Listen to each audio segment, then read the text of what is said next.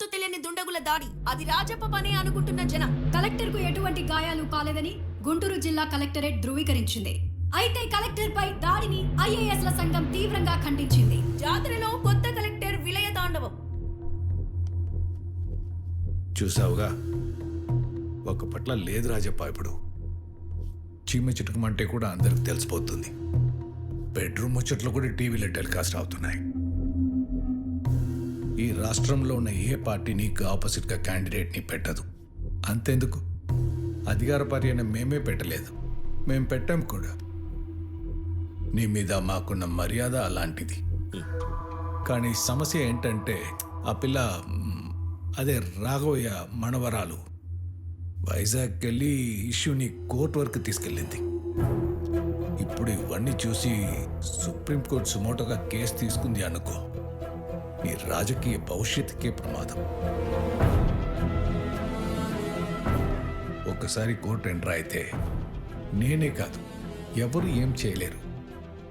పైగా election time, మనకే power ఉండదు. ఏ ఎలక్షన్లు జరిగితే నువ్వు ఓడిపోతావని నీకేమైనా భయమా? ఆయన నిన్ను కాదని మాచర్లలో ఎవడు ఓటు వేస్తాడు చెప్పు? నా మాట విని ఈసారి ఎలక్షన్లు జరగని.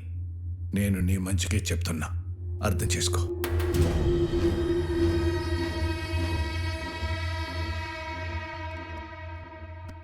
నువ్వు చెప్పినట్టే చేశా. రాజప్ప ఎలక్షన్లకి ఒప్పుకున్నట్టే. అది చాలు సార్, మిగతా అది నేను చూసుకుంటాను. ఎన్నేళ్ళు మేము ఎవరు అధికారంలో ఉన్నా వాడి అరాచకాల్ని ఆపలేకపోయాం. కానీ నిన్ను చూస్తే ఆపగలవని నమ్మకం కలుగుతుంది. ఏది ఏమైనా అక్కడ ఎలక్షన్లు జరగాలి. దానికి నా సపోర్ట్ నీకు ఎప్పుడూ ఉంటుంది. All the best.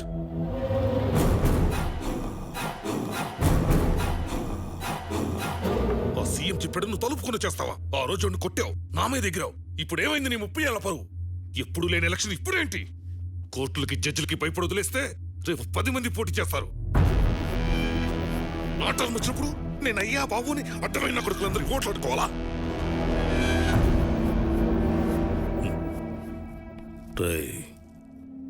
రౌడీజం వేరు, రాజకీయం వేరు. రాజకీయం చేయాలంటే ఇప్పుడు ఏం చేయాలో తెలుసుండాలి. ఈ ఒక్కసారి సీఎం చెప్పింది నమ్ముదాం. తేడా వస్తే మన పద్ధతి మనకుందిగా.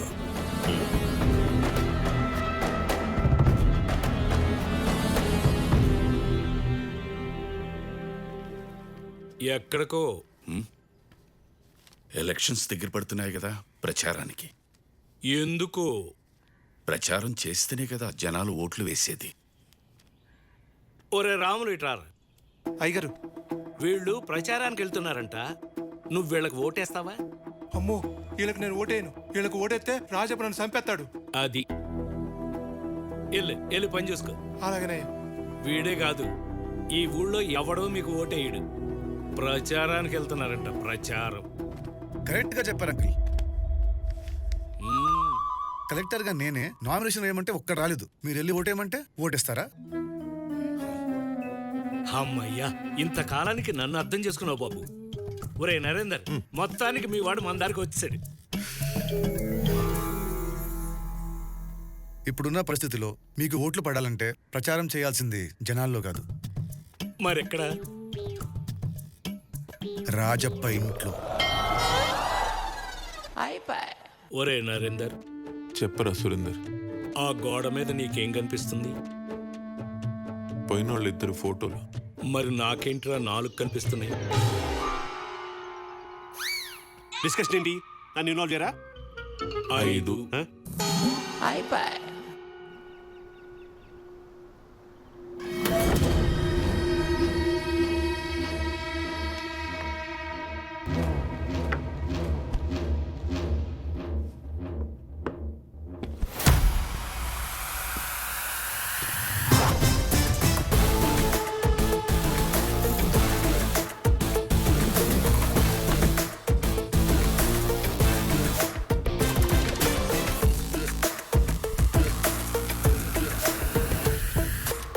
మార్పు మొదలైందిగా.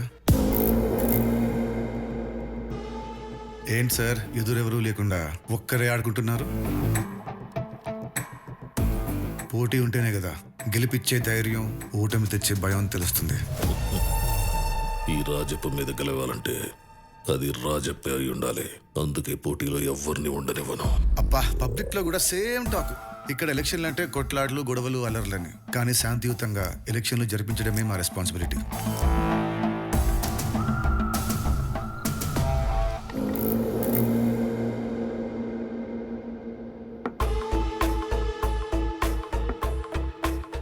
రాజ్యానికి రాజీ ముఖ్యం, కానీ జనం లేకుండా ఏ రాజు రాజ్యాన్ని ఏలలేడు.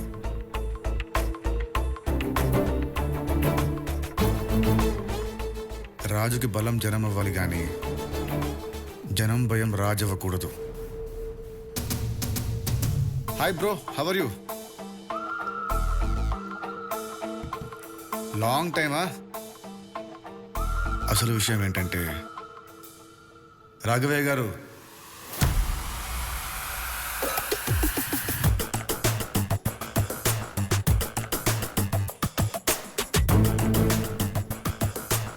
రండి సార్, కూర్చోండి.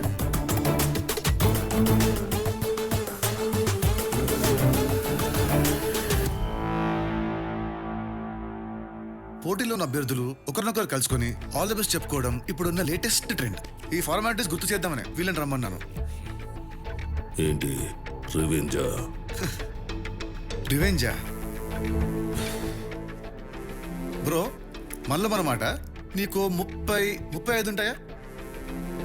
సరే 35 వేసుకో. 35 ఏళ్ళ కుర్రాన్ని కొట్టినోడిని, ముసలోడివి నిన్ను కొట్టడం నాకేం పెద్ద లెక్క కాదు. ఇక్కడ రివెంజ్లు ఏం లేవు సార్, ఎలక్షన్స్ మాత్రమే. రాఘవయ్య గారు, మీ తోట అభ్యర్థికి ఆల్ ది బెస్ట్ చెప్పేసి ప్రచారం మొదలెట్టేయండి. రేయ్, నాకెవ్వడి ఆల్ ది బెస్ట్ అక్కర్లేదా? ఇదిగో మీరు మళ్ళీ ఇగోపోతున్నారు సార్. మీ ప్రచారం మీది, ఆయన ప్రచారం అయింది. ఆయన ఇంట్లో 4 ఓట్లు మీకేస్తారు, మీ ఇంట్లో 10 ఓట్లు ఆయనకి వేయండి. Friendly election sir. అయినా మీ సీనియారిటీ ముందు ఆయన ఎంత సార్? ఎలక్షన్లు అంటే మీకేమన్నా భయమా సార్? చేసుకోండి, ప్రచారాలు చేసుకోండి, మీటింగులు పెట్టుకోండి. ఓటు మాట వింటేనే ఇక్కడ జనాలకి వణుకు పుడుతుంది. నన్ను కాదని ఈ నియోజకవర్గంలో ఎవడో ఓటు వేయడం. మరి ఇంకేంటి సార్, మీ ధైర్యం మీది, ఆయన ప్రయత్నం అయింది. 30 ఏళ్ల తర్వాత ఎలక్షన్లు జరుగుతున్నాయి. పేరుకు మాత్రం ఎలక్షన్లో. ఏది ఏమైనా గెలుపు నాదే. ఎవరు కాదన్నారు? మీరే గెలవండి సార్. గెలిపోవడం గురించి కాదు సార్, ఎలక్షన్స్ జరగటం నాకు ముఖ్యం. రాఘవయ్య గారు, మీరు మొదలు పెట్టండి.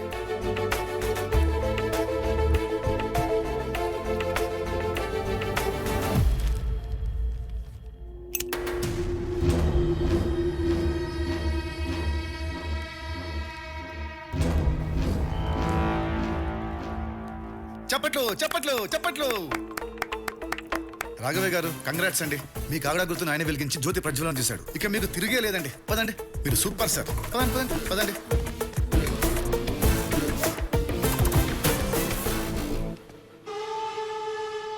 సార్, ఒక స్మాల్ రిక్వెస్ట్ సార్. అంత సీరియస్ మ్యాటర్ ఏం కాదు, ఫ్యామిలీ మ్యాటర్. ఇందాకటి నుంచి మీ వాడు కసికసిగా చూస్తున్నాడు, వేసేద్దామని. వాడికి పెళ్లి చేసేయండి సార్, ప్లీజ్ సార్. ఆ కళ్ళల్లో కసి అబ్బా తట్టుకోలేకపోతున్నాను సార్. ఓకే బ్రో, నువ్వు ప్రయత్నాల్లో ఉండు, సరేనా? ఆ కళ్ళల్లో కామం కట్టలు కట్టలుగా కారిపోతుంది బ్రో.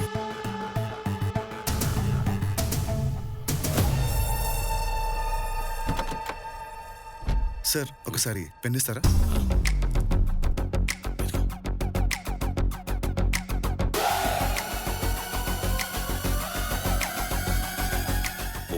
తర్వాత ఎలక్షన్స్ జరుగుతున్నాయి. మీరు ప్రచారాలు చేసుకోండి, మీటింగ్లు పెట్టుకోండి.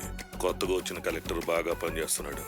All the best. రాజప్ప ఏంటి ఎలక్షన్లు పెట్టుకోమంటున్నాడు? రాజప్ప ఎలక్షన్ ఒప్పుకున్నాడా? అదేంటి రాజప్ప ఎలక్షన్ ఒప్పుకున్నాడా? రాజప్ప ఎలక్షన్ ఒప్పుకున్నాడా? రాజప్ప ఎలక్షన్ ఒప్పుకున్నాడంటమ్మా. రాజప్ప నోట్లో నుండి ఎలక్షన్ అనే మాట వచ్చిందంటే మా ఆచార్యులకు మంచి రోజులు వచ్చినట్టే. అన్న చెప్పింది ఏంటి, అక్కడ మనం చూస్తుంది ఏంటి? ఇది చూస్తే ఎవరికైనా ఓటేయాలనిపిస్తుంది. ఏంటి ఊళ్ళో ఉన్న పెద్ద మనుషులందరూ ఇలా వచ్చారు? మొదటిసారి మన మాచర్లకు ఎలక్షన్లు వస్తాయన్న నమ్మకం వచ్చింది రాఘవయ్య గారు. అంతా కలెక్టర్ గారి వల్లే. మీరు చాలా గట్టివారు రాఘవయ్య గారు. రాజప్పకే ఎదురు తిరిగి నిలబడ్డారు. ఈ రోజు నుంచి మీ పోరాటంలో మేమందరం కలిసి వస్తాం రాఘవయ్య గారు. చాలా సంతోషం.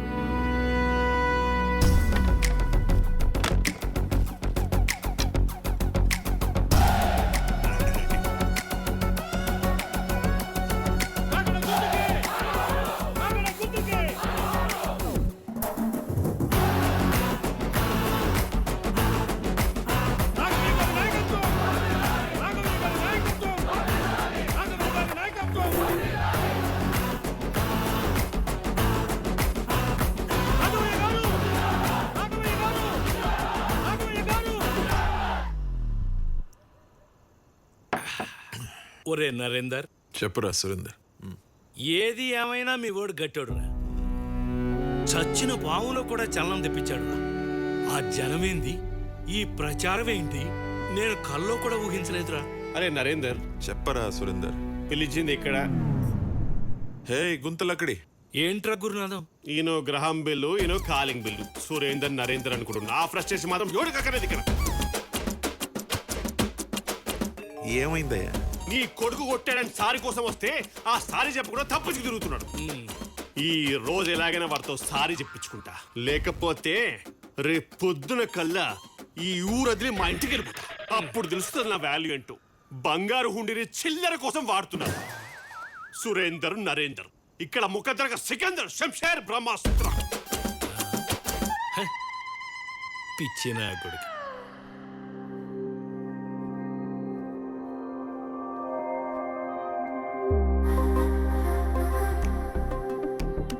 ఇక్కడ కదలిక అందరిలో వచ్చింది కానీ కొందరిలో మట్టుకు ఎలాంటి మూమెంట్ లేదు. మనకి ఫాలోయింగ్ పెరిగిందని ఆనందపడాలో లేదా మనం ఫాలో అవుతున్న వాళ్ళు పడట్లేదని బాధపడాలో అస్సలు అర్థం కావట్లేదు.